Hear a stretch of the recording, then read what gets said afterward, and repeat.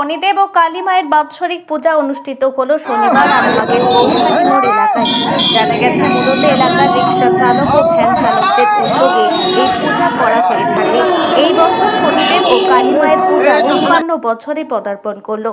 এদিন পূজা উপলক্ষে সকাল থেকে মন্দিরে পূজা দিতে ভক্তদের সমাগম দেখা যায় এবং পুজোতে অংশগ্রহণ করেন আরামবাগের বহু সাধারণ মানুষ।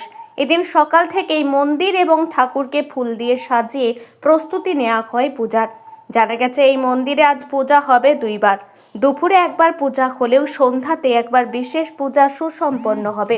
দুপুরে পূজার সময় বহু মহিলারা একত্রিত হয়ে উলুধ্বনি দিতে দেখা যায়। সকলে মিলিত হয়ে খিচুড়ি ভোগ রান্না করে এবং সকলে লাইন দিয়ে বসে প্রসাদের খিচুড়ি ভোগ সেবা করেন। তো যাতে পরিবারের সবাই ভালো থাকে, সুস্থ থাকে, ওই জন্য আমরা সবাই মিলে এসেছি।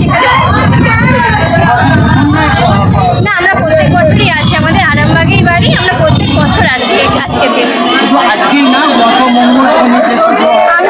আমরা আসি প্রত্যেক শনিবারে আসি। আমার নাম পম্পা সিং।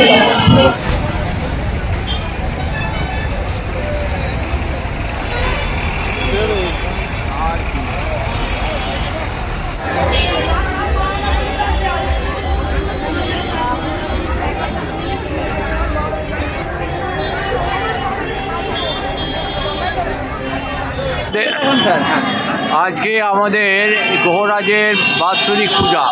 এই অনুষ্ঠানে বহু জায়গা থেকে বিভিন্ন দর্শক এবং যারা ভক্ত, গ্রহরাজের ভক্ত, তারা আসে।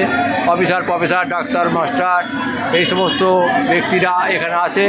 এখানে আমাদের পূজা 10টা থেকে আরম্ভ হয়, 4টে পর্যন্ত পূজা হয়। এখানে ভোগ খাবার ব্যবস্থা আছে আমাদের প্রত্যেকের জন্যে। খিচুড়ি ভোগের ব্যবস্থা, প্রায় 3000-4000 লোক এখানে খায়। আর এই অনুষ্ঠানটা প্রত্যেক শনিবারে বহু জায়গা, দূরদেশ থেকে বহু যাত্রীরা এখানে আসে, বিভিন্ন গ্রাম থেকে, বিভিন্ন জেলা থেকে। এর প্রফেসর, এমএলএ একটু আগে এসেছিল, আমাদের প্রধান এসেছিল, এখানকার এমএলএ এসেছিল আমাদের। আপনারা কি করছেন? আমরা এখানে পূজা নিচ্ছি, যারা যে সমস্ত ব্যক্তিরা আসছে। এবং এখানে আমরা এই টেবিলেতে আমরা 5-6 জন আছি, এছাড়াও ভিতরে আছে, কারণ প্রচুর লোকের আর এখানে আগমন। পূজা উপলক্ষে এখানে এত দর্শনার্থী হয় যে আমরা নিয়ে শেষ করতে পারি। আমরা 8টা থেকে বসেছি, 4টে পর্যন্ত থাকবো এবেলা। এরপরে সন্ধ্যাবেলা আবার পুজো অনুষ্ঠান হবে। সেই সময় আবার প্রদ্যুৎ কুমার দত্ত, আপনি এখানকার শনি মন্দিরের একজন ভক্ত। প্রত্যেক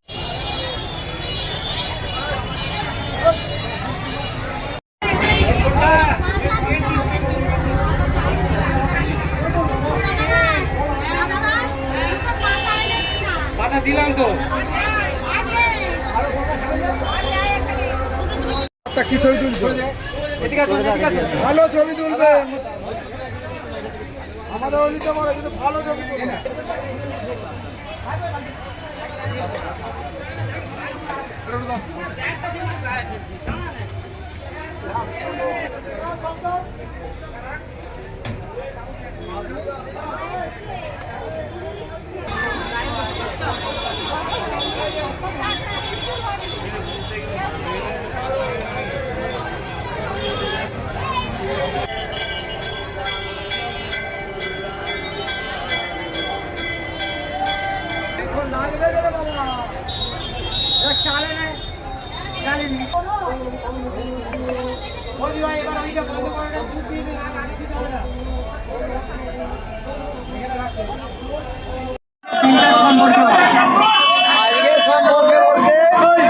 আমাদের গোয়াটি মোড়ে রিক্সা চালক কমিটির উদ্যোগে আর 53 বছর এই পুজো পদার্পণ করি।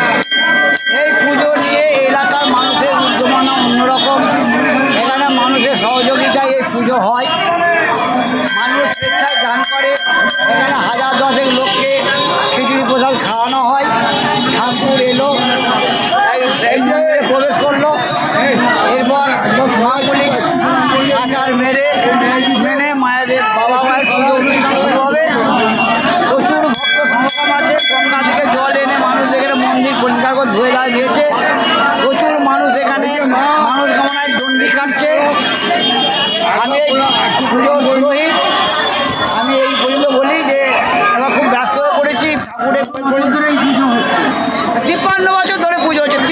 বছর।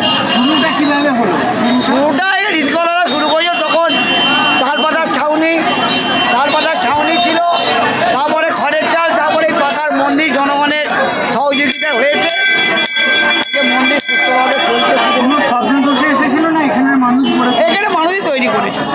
বিপদ এখানে যেন মানুষ মানুষটাকে সবাই ভালো ভালো নোংরা করে পুজো করা হচ্ছে, সব মানুষ সুখে থাক, শান্তিতে বাস করুক, বাবার কাছে এই প্রার্থনাই করি।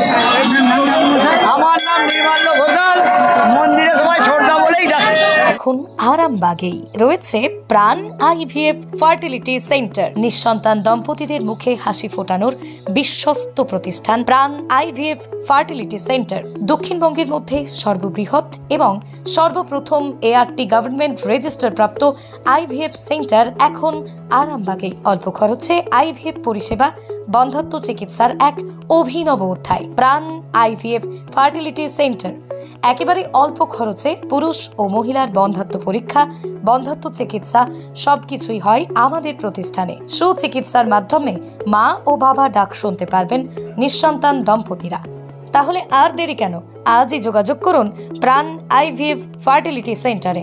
ঠিকানা বসন্তপুর, আমতলা, 2 নম্বর রেলগেট, আরামবাগ, হুগলি।